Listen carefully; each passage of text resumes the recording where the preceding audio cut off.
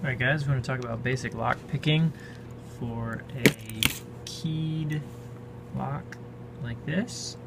A key that has a straight side, just a single side, and we'll get ridges on this side. I'm going to use a clear lock today to show you how it works. This is a lock that has 7 tumblers. Each of these little cylinders is a tumbler, and they will ride up and down with the ridges in the key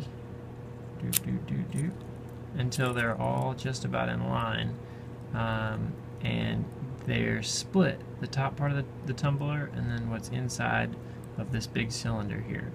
And once they're all lined up, the splits can line up so that the cylinder is allowed to turn.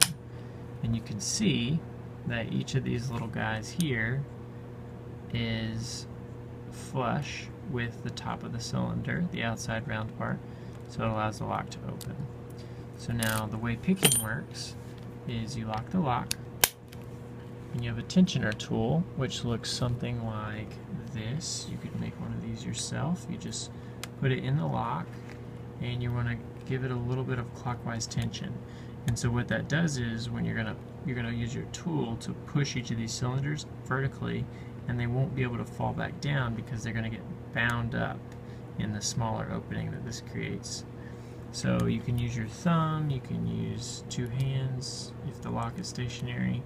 I'm going to try to use my thumb here and also show you, which is going to be a little tricky, but let's see if I can do both. Oh, and that actually happens a lot when you're starting out, that the tensioner tool may fly out. That's okay, just kind of practice a little bit, get used to it. And here we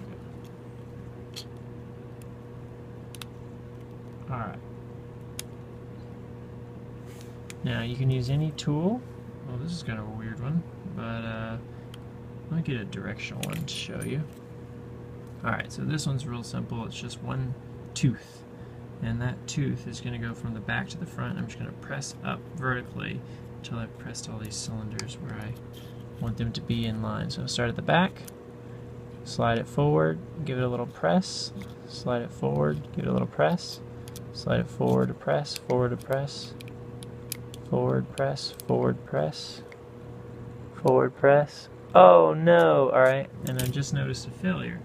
So, do you see the number 1 cylinder is actually pushed too high? You can see the bottom of the cylinder and the start of the one below it, and this tumbler is too high. So even though all the others are perfect, this one I pressed too much somehow.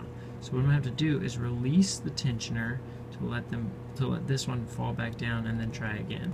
So I'm going to release, it falls back down, put my tension back on it, and then give it another go. I'm going to go to the back, I'm going to press up, and how do you know if you've gone too far? Well, try to just not press crazy hard in there. Just you can kind of feel them moving, and especially with one of these clear locks you can see what you're doing. Now the number 3 cylinder is a little tricky, but I just got it up and I can feel that they're all loose now.